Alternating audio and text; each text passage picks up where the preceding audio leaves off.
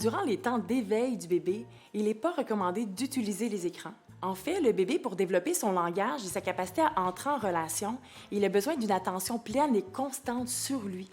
Donc, il a besoin d'être regardé, il a besoin de voir la mimique de son parent, il a besoin qu'on lui parle, par exemple, pendant qu'on est en train de le nourrir ou de l'allaiter. Il a besoin qu'on soit en interaction avec lui et on voit que les écrans viennent diminuer la qualité de ces interactions-là.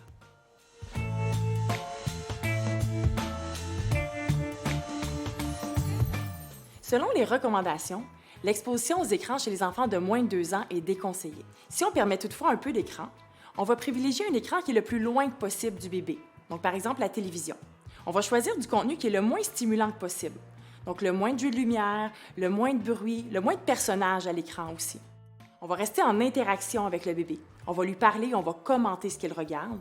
Et surtout, on le laisse libre d'explorer autour de lui s'il n'a plus envie d'écouter la télévision.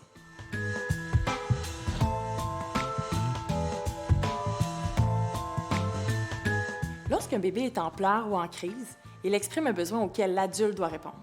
Il est vrai que l'écran va avoir tendance à diminuer l'intensité des pleurs durant la crise, mais pas parce que ça répond à son besoin, mais plutôt parce que ça le distrait. Un enfant, pour être apaisé, a besoin de l'attention, de la chaleur, d'entendre la voix de son parent, de son amour, ce qu'un écran ne pourra jamais offrir.